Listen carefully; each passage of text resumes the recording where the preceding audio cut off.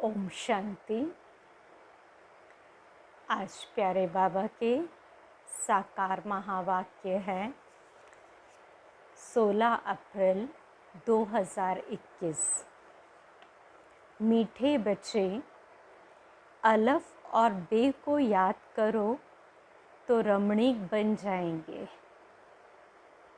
बाप भी रमणीक है तो उनके बच्चे भी रमणीक होने चाहिए।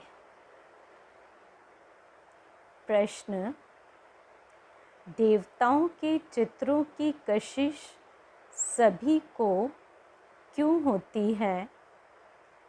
उनमें कौन सा विशेष गुण है?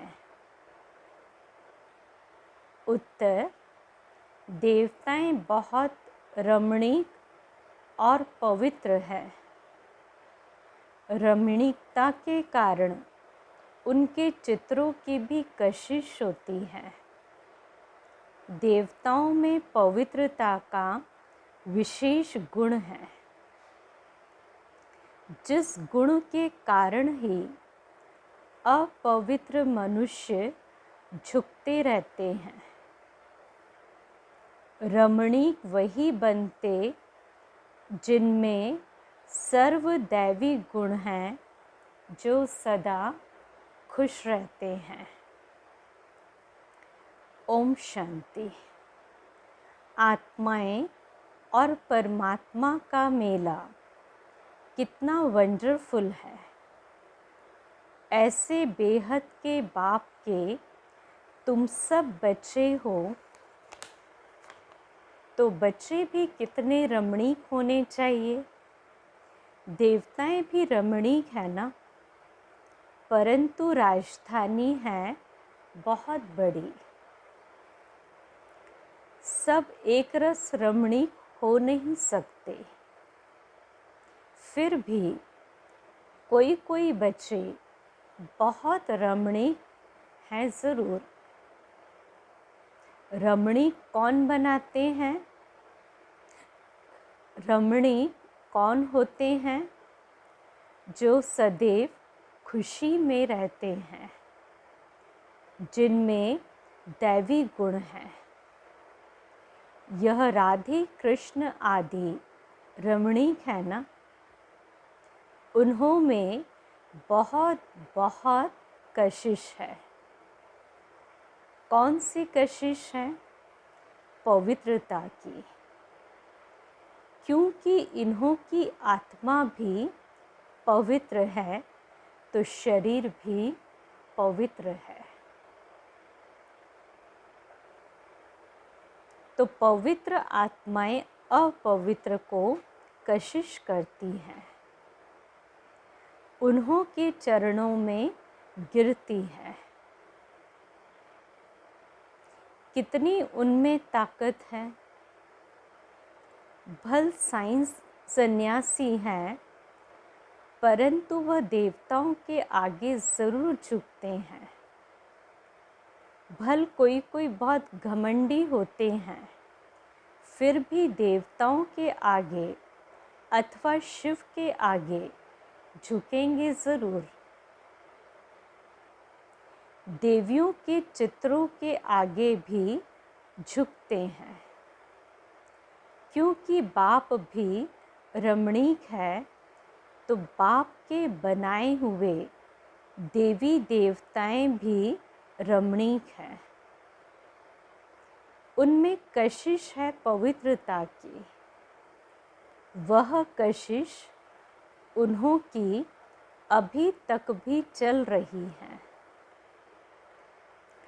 तो जितनी इनमें कशिश है, उतनी तुम्हारे में भी कशिश होनी चाहिए। जो समझते हैं हम यह लक्ष्मी नारायण बनेंगे, तुम्हारी इस समय की कशिश फिर अविनाशी हो जाती है। सबकी नहीं होती, नंबरवार तो है ना।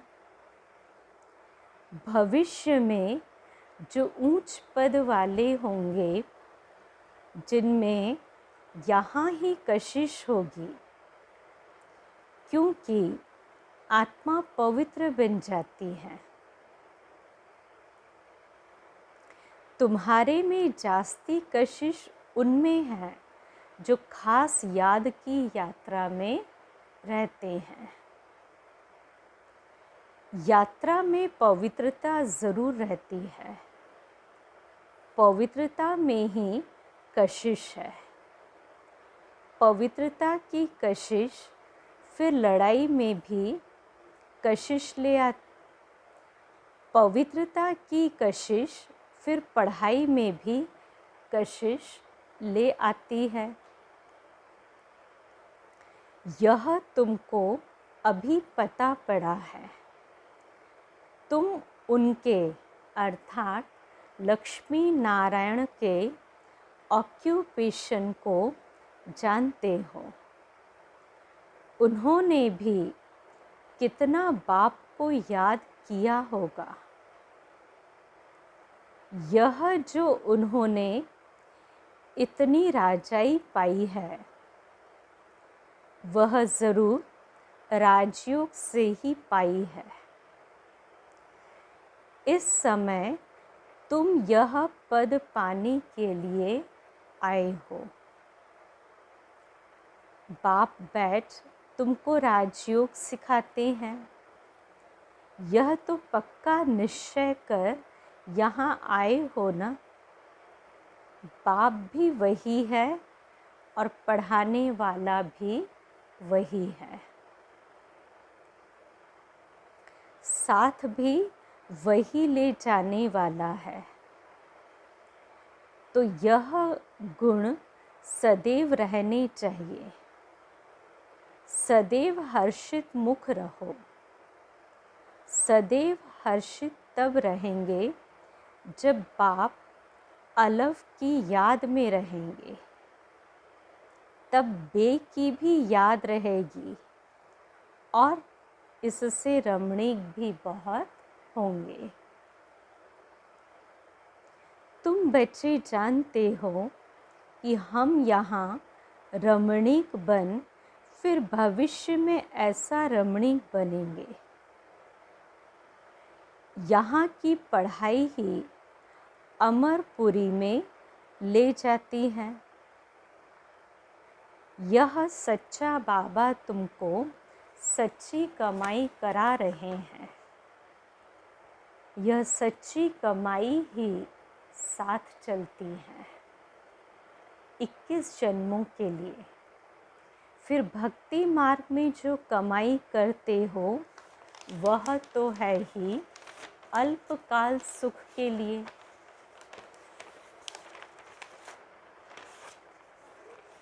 वह कोई सदैव साथ नहीं देती। तो इस पढ़ाई में बच्चों को बड़ा खबरदार रहना चाहिए। तुम हो साधारण, तुमको पढ़ाने वाला भी बिल्कुल साधारण रूप में है, तो पढ़ने वाले भी साधारण ही रहेंगे। नहीं तो लज्जा आएगी। हम ऊंचे कपड़े कैसे पहने? हमारे मम्मा बाबा कितने साधारण हैं, तो हम भी साधारण हैं। यह क्यों साधारण रहते हैं? क्योंकि वनवाह में है ना। अभी तुमको जाना है, यहाँ कोई शादी नहीं करनी है। वो लोग जब शादी करते हैं तो कुमारी वनवाह में रहती है, मैले कपड़े पहनती, तेल आदि लगाती है, क्योंकि ससुर घर जाती है। ब्राह्मण द्वारा सगाई होती है। तुमको भी जाना है ससुर घर। रावणपुरी से रामपुरी अथवा विष्णुपुरी में जाना है। तो यह वनवाह का रिवाज इसलिए रखा है कि कोई भी देह अभिमान का व कपड़ों आदि का न आए। किसको हल्की साड़ी है, दूसरे को देखते हैं कि इनके पास तो ऊंची साड़ी है, तो ख्याल चलता है। सोचते हैं कि यह तो वनवाह में है नहीं, लेकिन तुम वनवाह में ऐसे साधारण रहते हुए कोई को इतना ऊंचा ज्ञान दो, इतना नशा चढ़ा हुआ हो, तो उसे भी तीर लग जाए। भल बर्तन मांजते रहो व कपड़ा साफ करते रहो। तुम्हारे सामने कोई आए तो तुम झट उनको अलफ की याद दिलाओ। तुमको वह नशा चढ़ा हुआ है, तुमको वह नशा चढ़ा हुआ हो और सादे कपड़ों में बैठ किसको नॉलेज देंगे तो वह भी वंडर खाएंगे। इनमें कितना ऊंच ज्ञान है। यह ज्ञान तो गीता का है और भगवान का दिया हुआ है। राजयोग तो गीता का ज्ञान ही है, तो ऐसा नशा चढ़ता है। जैसे बाबा अपना मिसाल बताते हैं, समझो हम बच्चों के साथ कोई खेल कर रहा हूँ। कोई जिज्ञासु सामने आ जाता है तो झट उनको बाप का परिचय देता हूँ। योग की ताकत, योग बल होने के कारण वह भी वहाँ ही खड़ा हो जाएगा। बाबा क्या कह रहे हैं कि कोई जिज्ञासु सामने आ जाता है तो झट उनको बाप का परिचय देता हूँ। योग की ताकत और योग बल होने के कारण वह भी वहाँ ही खड़ा हो जाएगा, तो वंडर खाएगा कि यह इतना साधारण और इनमें इतनी ताकत, फिर वह कुछ भी बोल नहीं सकेगा। मुख से कोई बात निकलेगी नहीं। जैसे तुम वाणी से परे हो, वैसे वह भी वाणी से परे हो जाएंगे। यह नशा अंदर में होना चाहिए। कोई भी भाई अथवा बहन आए तो उनको एकदम खड़ा करके विश्व का मालिक बनाने की मत दे सकते हैं। अंदर में इतना नशा होना चाहिए। अपनी लगन में खड़ा हो जाना चाहिए। बाबा सदैव कहते हैं, तुम्हारे पास ज्ञान तो है, परंतु योग का जौहर नहीं है। प्योरिटी और याद में रहने से ही जौहर आता है। याद की यात्रा से तुम पवित्र बनते हो, ताकत मिलती है। ज्ञान तो है धन की बात। जैसे स्कूल में पढ़कर MA BA आदि करते हैं तो इतना फिर पैसा मिलता है। यहाँ की दूसरी बात है, भारत का प्राचीन योग तो मशहूर है। यह है याद। सर्वशक्तिमान है, बाप सर्वशक्तिमान है, तो बच्चों को बाप से शक्ति मिलती है। बच्चों को अंदर में रहना चाहिए। हम आत्माएं बाबा की संतान हैं, परंतु बाबा जितने हम पवित्र नहीं हैं। अब बनना है, अभी है एम ऑब्जेक्ट। योग से ही तुम पवित्र बनते हो। जो अनन्य बच्चे हैं वह सारा दिन यही ख्यालात करते रहेंगे। कोई भी आए तो उनको हम रास्ता बताएं। तरस आना चाहिए। बेचारे अंधे हैं। अंधे को लाठी पकड़ा कर ले जाते हैं ना, यह सब अंधे हैं, ज्ञान चक्षु है नहीं। अभी तुम्हें ज्ञान का तीसरा नेत्र मिला है तो सब कुछ जान गए हो। सारे सृष्टि के आदि मध्य अंत को अब सभी जानते हैं। यह सब भक्ति मार्ग की बातें हैं। तुमको पहले भी पता था क्या कि hear no evil see no evil. यह चित्र क्यों बना है? दुनिया में कोई भी इनका अर्थ नहीं समझते।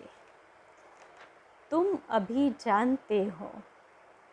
जैसे बाप नॉलेजफुल है, तुम उनके बच्चे भी अब नॉलेजफुल बन रहे हो।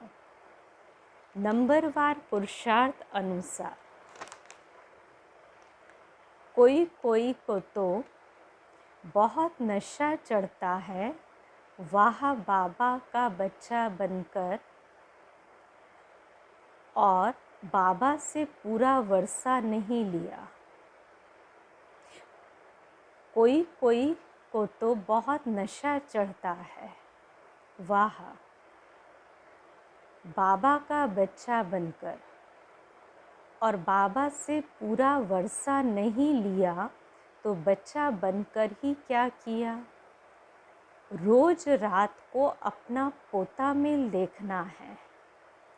बाबा व्यापारी है ना, व्यापारियों को पोता मिल निकालना सहज होता है। गवर्नमेंट सर्वेंट को पोता मिल निकालना नहीं आता है, न वह सौदागर होते हैं। व्यापारी लोग अच्छा समझेंगे। तुम व्यापारी हो, तुम अपने नफ़े नुकसान को समझते हो। रोज़ खाता देखो, मुरादी संभालो। घाटा है वह फ़ायदा है।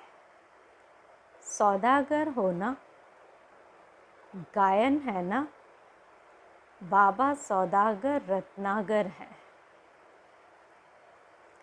अविनाशी ज्ञान रत्नों का सौदा देते हैं।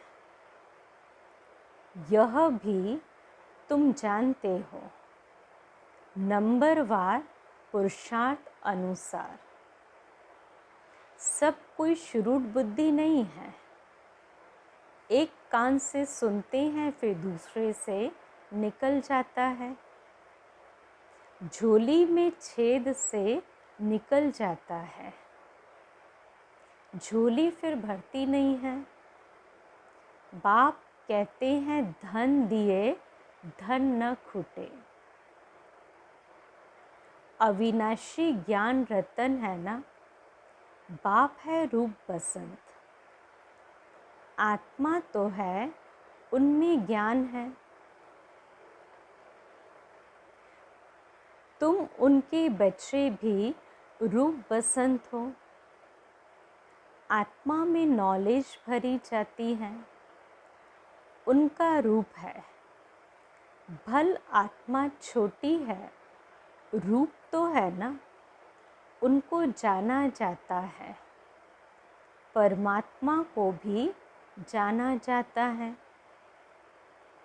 सोमनाथ की भक्ति करते हैं तो इतने छोटे स्टार की क्या पूजा करेंगे? पूजा के लिए कितने लिंग बनाते हैं। शिवलिंग छत जितना बड़ा बड़ा भी बनाते हैं। यूं तो है छोटा, परंतु मर्तबा तो ऊंचा है ना। यूं तो है छोटा, परंतु मर्तबा तो ऊंच है ना। बाप ने कल्प पहले भी कहा था कि इन जब तब आदि से कोई प्राप्ति नहीं होती, यह सब करते नीचे ही गिरते जाते हैं, सीढ़ी नीचे ही उतरते हैं। तुम्हारी तो अब चढ़ती कला है, तुम ब्राह्मण पहले नंबर के जिन्न हो। कहानी है ना, जिन्न ने कहा हमको काम नहीं देंगे तो खा जाएंगे, तो उनको काम दिया, सीढ़ी चढ़ो और उतरो, तो उनको काम मिल गया। बाबा ने भी कहा है कि ये बेहद की सीढ़ी तुम उतरते हो फिर चढ़ते हो। तुम भी फुल सीढ़ी उतरते और चढ़ते हो, जिन्न तुम हो। दूसरे कोई फुल सीढ़ी नहीं चढ़ते। फुल सीढ़ी का ज्ञान पाने से तुम कितना ऊंच पद पाते हो, फिर उतरते हो, चढ़ते हो। बाप कहते हैं मैं तुम्हारा बाप हूँ, तुम मुझे पतित पावन कहते हो ना। मैं सर्वशक्तिमान ऑलमाइटी हूँ, क्योंकि मेरी आत्मा सदैव 100% पवित्र रहती है। मैं बिंदी रूप अथॉरिटी हूँ, सब शास्त्रों का राज जानता हूँ। यह कितना वंडर है, यह सब वंडरफुल ज्ञान है। ऐसे कभी सुना नहीं होगा कि आत्मा में 84 जन्मों का अविनाशी पार्ट है। वह कभी घिसता नहीं, चलता ही आता है। 84 जन्मों का चक्र फिरता आता है। 84 जन्मों का रिकॉर्ड भरा हुआ है।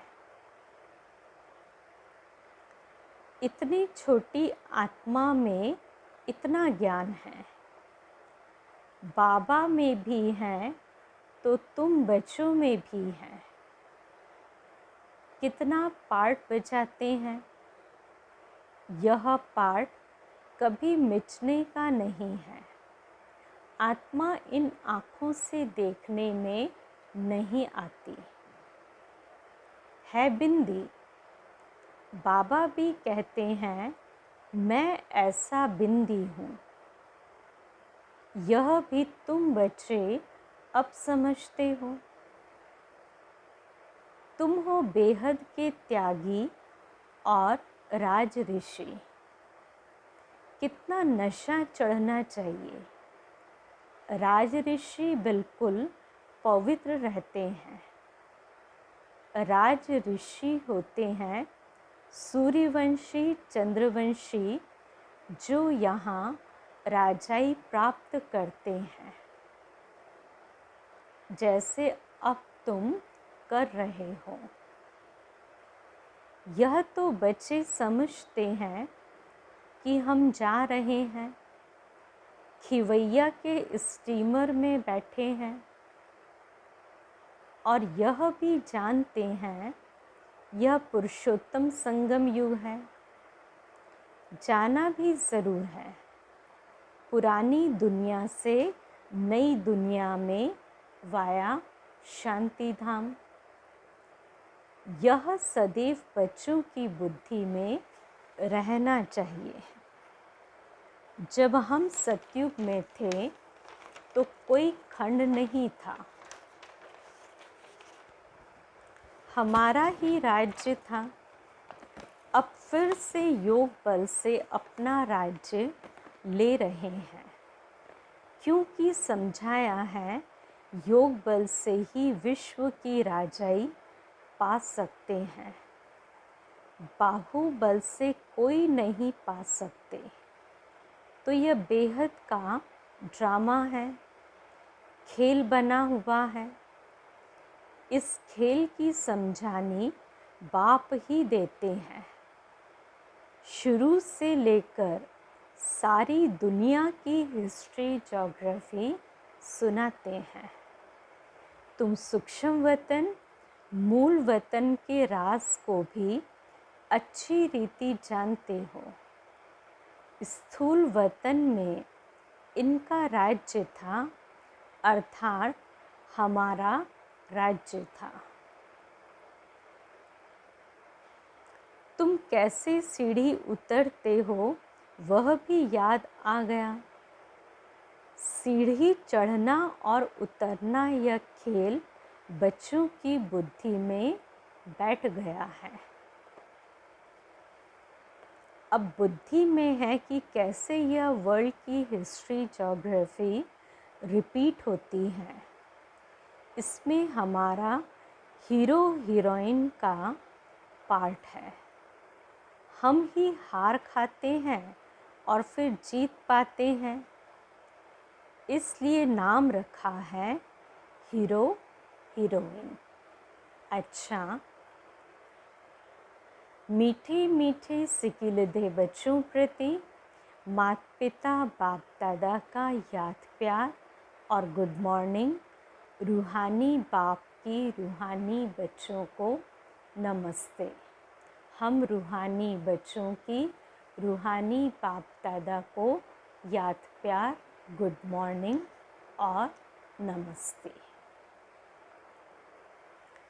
धारणा के लिए पहली पॉइंट, अभी हम वनवाह में हैं, इसलिए बहुत बहुत साधारण रहना है।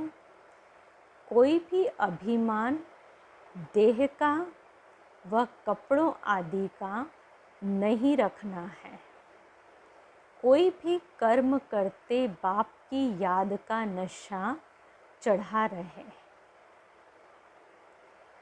दूसरी पॉइंट, हम बेहद के त्यागी और राज ऋषि हैं।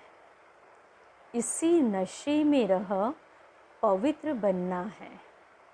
ज्ञान धन से भरपूर बन दान करना है। सच्चा सच्चा सौदागर बन अपना पोता मेल रखना है।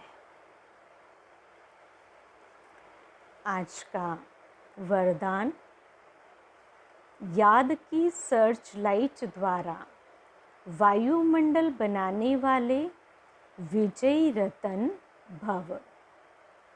सर्विसेबल आत्माओं के मस्तक पर विजय का तिलक लगा हुआ है ही, लेकिन जिस स्थान की सर्विस करनी है उस स्थान पर पहले से ही सर्च लाइट की रोशनी डालनी चाहिए।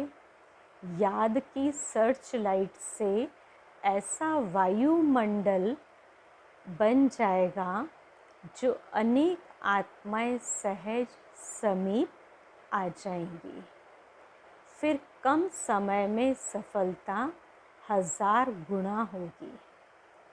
इसके लिए दृढ़ संकल्प करो कि हम विजयी रतन हैं तो हर कर्म में विजय समाई हुई है। हम विजयी रतन हैं तो हर कर्म में विजय समाई हुई है। स्लोगन: जो सेवा स्वयं को व दूसरे को डिस्टर्ब करे वो सेवा सेवा नहीं बोझ है। जो सेवा स्वयं को व दूसरे को डिस्टर्ब करे वो सेवा सेवा नहीं बोझ है। आज के अव्यक्त इशारे की पॉइंट हैं: अशरीरी स्थिति बनाने के लिए जो हमें अभ्यास करना है,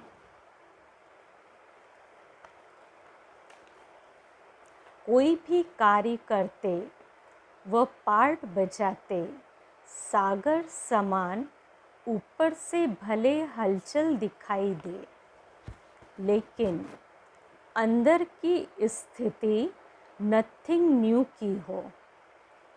रचयिता और रचना के अंत को जानने वाले त्रिकालदर्शी आराम से शांति की स्टेज पर ऐसे स्थित हो जाएं जो कोई भी कर्मेंद्रियों की हलचल आंतरिक स्टेज को हिला न सके। बाबा क्या कहते बच्चे, कोई भी कार्य या पार्ट बजा रहे हैं और सागर समान ऊपर नीचे हलचल है, लेकिन अंदर की जो स्थिति वो नथिंग न्यू की हो, तो जब ऐसी स्थिति होगी तो कोई भी कर्मेंद्रियों की हलचल अंदर की स्टेज को हिला नहीं सकती है। अच्छा, ओम शांति।